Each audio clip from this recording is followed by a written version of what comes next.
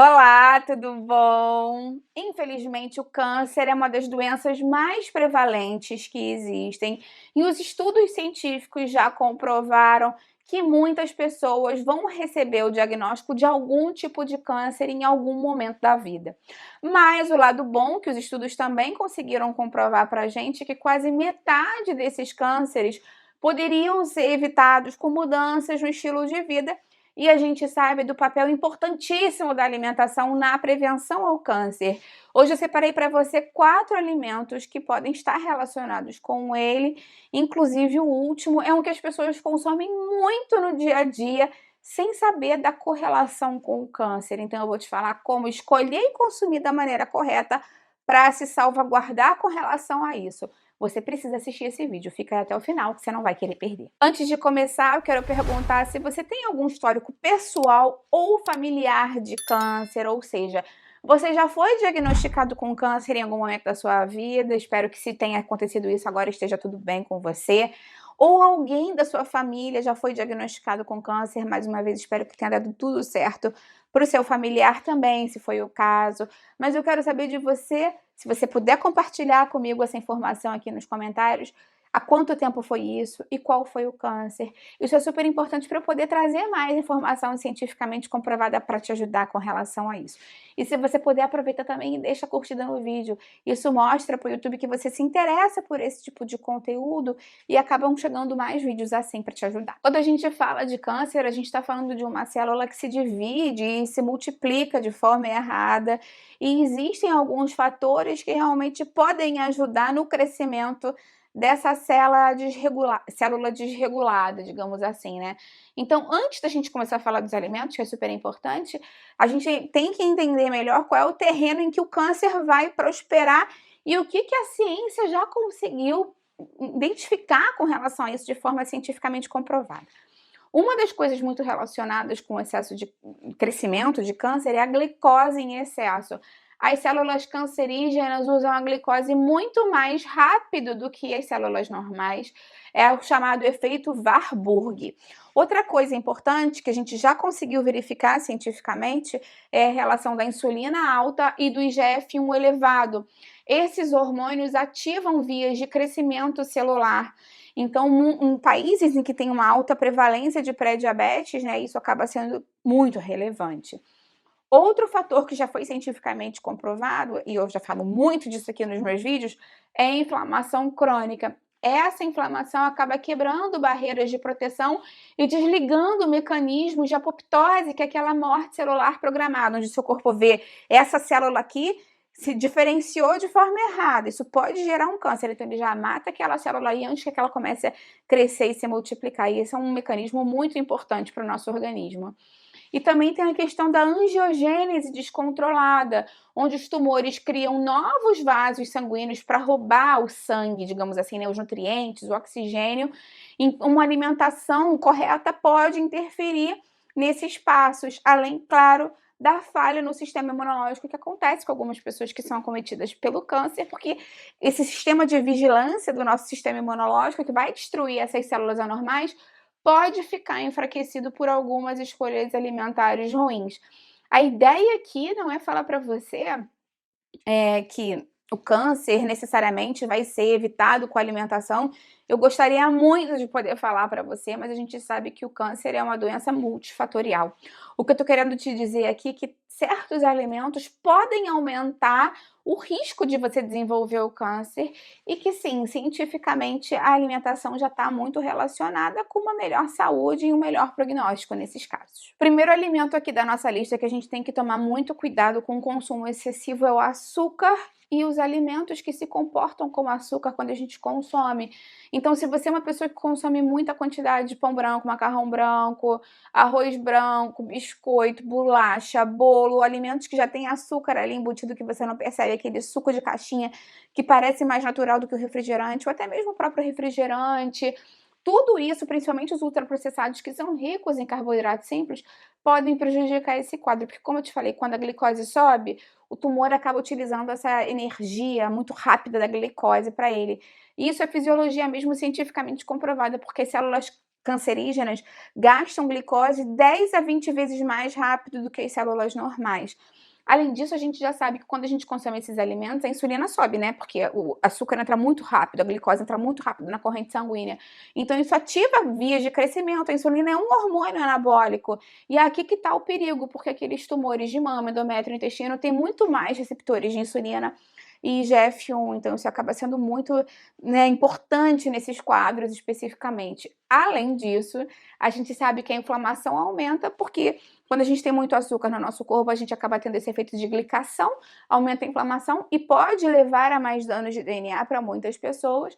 E a gente também já sabe que o excesso de açúcar pode aumentar a síndrome metabólica, ganho de peso, gordura visceral central abdominal acumulada.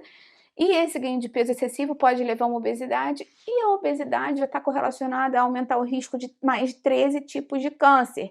Então, é uma questão que está muito relacionada. Quando a gente fala de açúcar, de peso, de obesidade, obviamente não é picuinha e não é só por uma questão estética, muito pelo contrário, a gente está falando de saúde mesmo. Segundo alimento da nossa lista são as carnes, mas aí a gente tem 2 grupos diferentes que a ciência já conseguiu comprovar que acabam tendo papéis diferentes. A gente tem a carne vermelha fresca, né, que você compra no açougue, e tem a carne processada, e elas são diferentes em termos de carcinógenos. A carne processada, defumada, curada, ela está na categoria 1 carcinogênica da OMS, ou seja, salsicha, linguiça, bacon, presunto, mortadela, salame, eles aumentam o risco de câncer de intestino porque tem os nitritos que podem se converter em nitrosaminas que são carcinogênicas. E também tem aquela questão do preparo deles, muitas vezes feito em alta temperatura, muita gordura saturada, muito sal, e acaba deslocando as fibras da dieta, porque quando você consome muita quantidade disso, você acaba não consumindo outros alimentos mais saudáveis. Então, o ideal mesmo é que você não consuma o consumo mínimo possível desses alimentos no seu dia a dia, se você já tem histórico pessoal ou familiar. Existem as carnes vermelhas frescas, né? Nesse caso, a carne que você consome no dia a dia, carne de boi, enfim. E nesse caso, ela entra na categoria 2A, né? Que é provavelmente carcinogênica.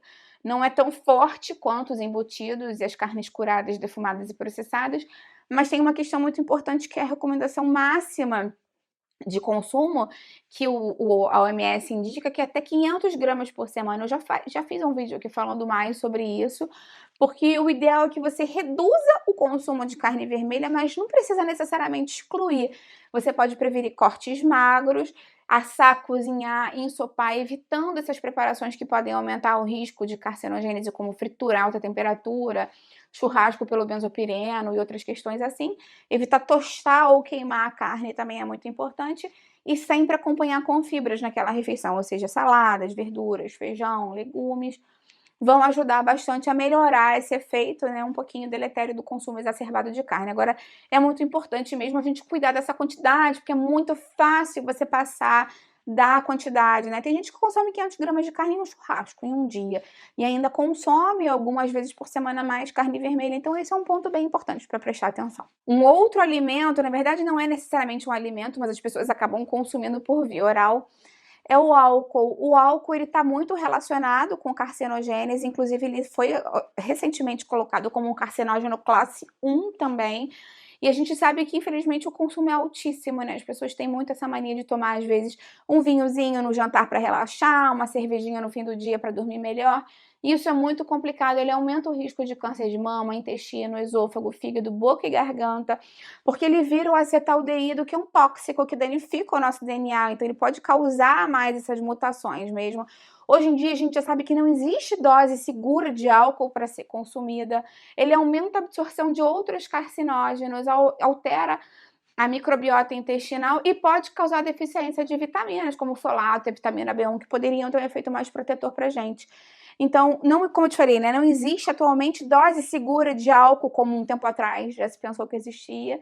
O ideal é que você tente se abster de álcool completamente ou pelo menos tomar só em eventos muito especiais. Agora, o quarto alimento da lista pode ser surpreendente para muitas pessoas que nem imaginam que ele pode ser um carcinógeno e o consumo dele é muito comum. É a aflatoxina, você já deve ter ouvido falar dela quando a gente fala do amendoim, do milho, ela pode aparecer nesses alimentos, até mesmo nas castanhas de procedência duvidosa. Isso porque essa aflatoxina, ela é uma toxina produzida por fungos que crescem em alimentos armazenados com muito calor e muita umidade, e a gente sabe, né, que existe muito comércio desses tipos de produto, principalmente do amendoim, sem tanta regulamentação. Então a aflatoxina está ligada especificamente ao câncer de fígado e é um problema de saúde relevante. Não quero dizer que você tem que parar de consumir amendoim ou milho, nada disso, mas o ideal é que você busque sempre comprar um produto que tenha o selo de boa procedência do produto, porque vai mostrar que ele teve um bom cultivo e principalmente também um bom armazenamento depois, porque quando ele fica naqueles ambientes insalubres, muito úmidos, com muita umidade, muito escurinho, é um ambiente perfeito para o fungo crescer. E depois que o fungo cresce, a toxina vai estar presente ali. Então o ideal é que você evite consumir amendoim vendido a granel, sem procedência, que você nunca coma amendoim murcho, amargo ou com pintinhas, manchinhas nele. O torrado sempre vai ser mais seguro do que o cru. E que você compre e consuma rápido. Não vai comprar o amendoim e deixar meses lá no seu armário, porque, né, isso acaba também colocando ele mais em risco, principalmente se você abre, consome um pouquinho e guarda aquele restante depois mal fechado, né, por muito tempo. E cuidado também com os produtos de amendoim muito baratos, sem fiscalização, porque de fato pode ser perigoso para a sua saúde. De brinde para você, eu quero deixar uma dica muito importante aqui, que é sobre o consumo das fibras, que acaba sendo um fator muito negligenciado por mais do que metade das pessoas. Se você for parar para prestar atenção, fazer uma análise alimentar das pessoas, você vai ver que elas não atingem nem metade das necessidades diárias de fibra. Isso é super importante porque as fibras fermentam no nosso intestino, são um carboidrato do bem, que ajuda a produzir o butirato, que é o principal protetor contra o câncer de cólon, por exemplo. Elas aumentam a nossa microbiota saudável intestinal, diminuem a inflamação e melhoram a sensibilidade à insulina. Então, de uma forma bem ampla, as fibras têm um papel super importante, super necessário. Vale a pena a gente relembrar também que quando a gente fala em alimentação saudável, eu não estou falando aqui só de carboidrato, proteína e gordura, calorias. Hoje em dia as pessoas pensam muito nisso, né, de uma forma muito direcionada. A gente vê até alguns vídeos aí no YouTube, nessas plataformas, em outras plataformas, as pessoas falando assim: ah, você pode sim, ao invés de comer banana, comer uma colher de doce de leite, tem a mesma caloria. Mas será que caloria por caloria é o que importa pra gente? Quando a gente pensa nas fibras, nos antioxidantes, nas vitaminas, nos minerais, isso faz todo sentido com relação à inflamação, saúde, prevenção de câncer e tudo mais. Então a gente tem que pensar que o alimento não é só carboidrato, proteína e gordura e que substituir um alimento ultraprocessado por um alimento natural e saudável que tem as mesmas calorias não vai ser uma troca inteligente para você. Então lembra sempre disso. Eventualmente você pode comer um doce, você pode comer um alimento mais processado, né, numa festa, uma coisa assim, mas a base da sua alimentação tem que ser o mais saudável e natural possível, isso vai trazer muita saúde para você. Eu tenho muitos vídeos aqui falando mais sobre isso, né, sem radicalismo, mas pensando só a nossa vida a médio e longo prazo, o que você está plantando, né, para o seu futuro, para a sua velhice saudável. Me conta aí se você se beneficiou desse vídeo, quais desses alimentos você ficou mais surpreso da correlação com o câncer e que você vai evitar ou modificar o consumo deles de uma forma mais consciente. Eu vou adorar ver o seu comentário. Lembra de deixar a curtida no vídeo, isso é muito importante para mim. Compartilha esse vídeo com quem sabe que vai gostar, com quem precisa. Vamos juntar, ampliar essa corrente do bem. É isso que eu quero aqui com o canal. Até a próxima. Tchau, tchau.